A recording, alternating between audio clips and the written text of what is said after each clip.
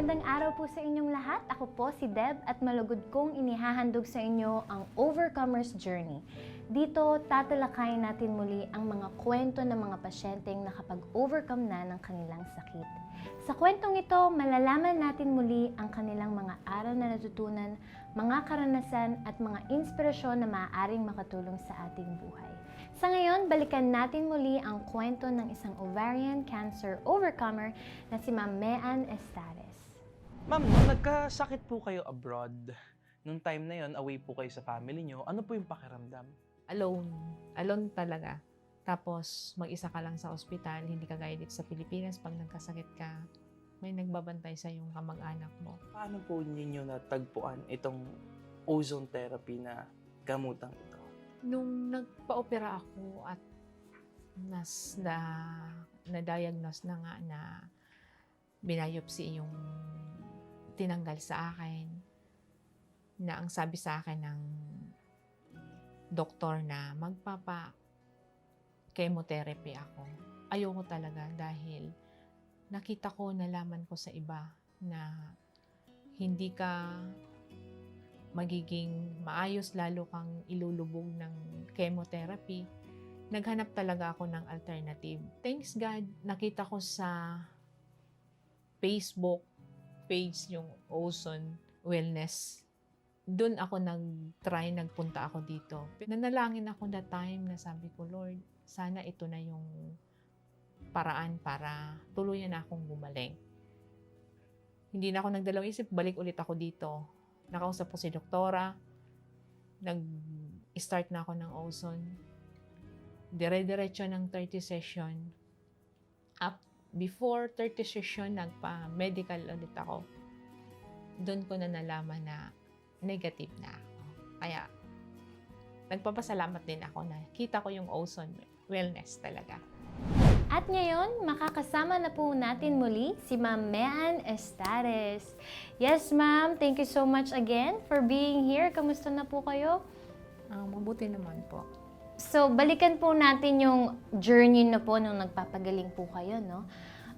Ano po yung unang yung naramdaman nung kayo po yung na-diagnose na may ovarian cancer?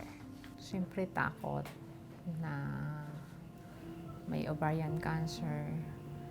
Baka yun na yun ang magiging dahilan ng katapusan mo na dito sa mundo.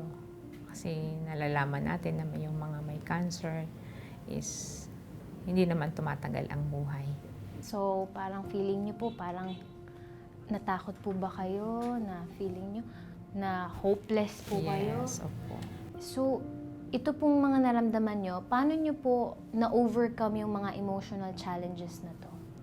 Anong nalaman ko na nga itong Ozone Med.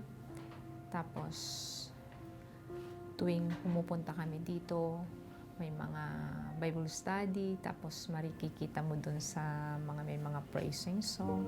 Parang yun, nakadagdag yun ng lakas ng loob sa akin. Naka-overcome talaga ako doon. Sa experience niyo po ng pagpapagaling, ano naman po yung naging inspiration niyo na, ay, magpapalakas talaga ako? Yung parang, yung nag-motivate po sa inyo na talagang lumaban pa po. Para sa pamilya, kailangan lumaban at magpalakas talaga.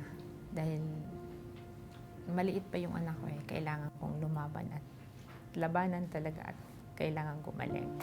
Ilan po ba yung mga anak ninyo? Isa lang. Tapos, sinabi niyo po ba sa kanila na meron po kayong, nagkasakit po kayo? Actually, alam naman po nila lahat ang mga nangyayari sa akin. Yung experience niyo po na, syempre po may mga stressors na ano po, paano po kayo nasuportahan ng family ninyo nung mga panahon na yun? As in talagang 100% nasuportahan nila ako. Hindi lang sa moral support or ano man. Sa financial po, nasuportahan po ako nila. Talagang sobrang important po yung support ng family, no? Yes, Pag po. may pinagdadaanan po talaga, kailangan ramdam natin yung support nila.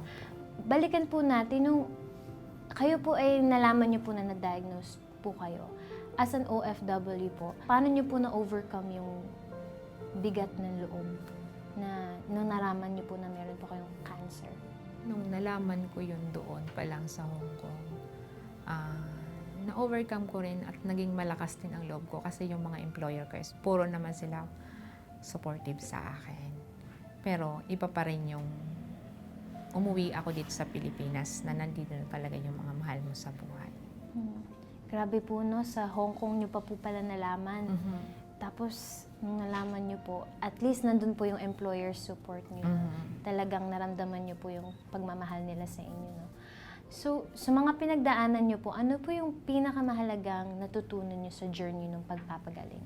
Na huwag talagang abusuin yung katawan, yung mga pagkain na hindi naman kailangan natin, at kailangan natin palaging magpa-consult at magpa-check up sa doktor habang hindi pa malala yung sakit.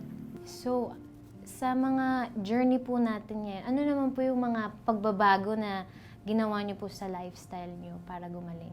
Sa tulong ng yung pag-uuson sa sarili ko po, binawasan ko na po yung mga pagkain na hindi naman talaga pwede kainin at yung mga tinuro ni doktora na dapat lang kainin. Yun lang ang tapos more exercise, water, ganyan.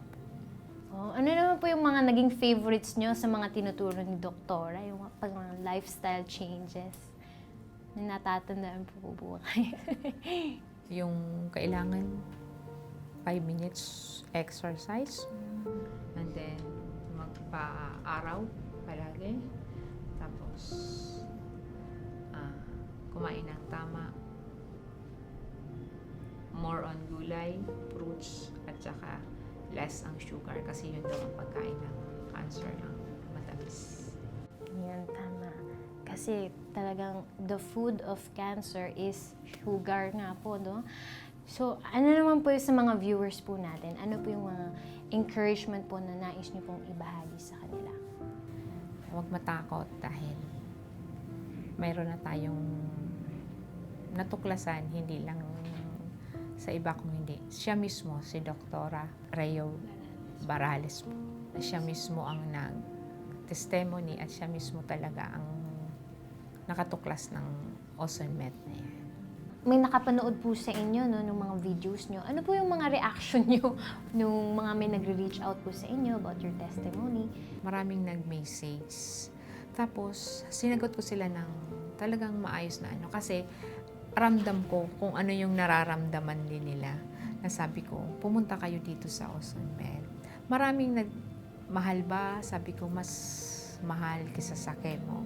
At ito, hindi lang kakagalingin ka kung hindi talagang lalakas ang katawan natin. Talagang nagkaroon pa kayo ng mga parang kaibigan na nakilala. Dito po ba sa Ozone Med? Paano po sila dito sa Ozone Med? Ang mababait sila, nandoon yung mo. At saka magpasok mo pa lang talaga, makikita mo na talaga na supportive sila sa iyo sa gagawin nilang treatment sa iyo. Kamusta naman po yung mga medical records nyo na na-check nyo po ba? Kamusta naman po? Nung after ko ng session, ng 30 session, okay na yung medical ko. Tapos sabi ni doktora, annual na lang ang Ngayon nga mayroon akong bagong request na for laboratory. Wow. I hope na ayos pa rin. Prayerfully in Jesus' name. Amen. Ayan, ma'am. Naku, ka-age nyo din po pala itong ating first branch, Quezon City. Happy anniversary din po sa inyo. Dahil 4th year nyo po, we want to congratulate you for being a part of Ozone Med Wellness family. Yan, ako, 4 years. Congratulations po, ma'am. And thank you so much for sharing your story. And to all our viewers, if you're interested in learning more about ozone therapy, please visit our Facebook page, Ozone Med Wellness Clinic. Thank you so much. I pray na na-inspire kayo. And please don't forget to subscribe to our channel. Thank you so much for watching and God bless you. Bye!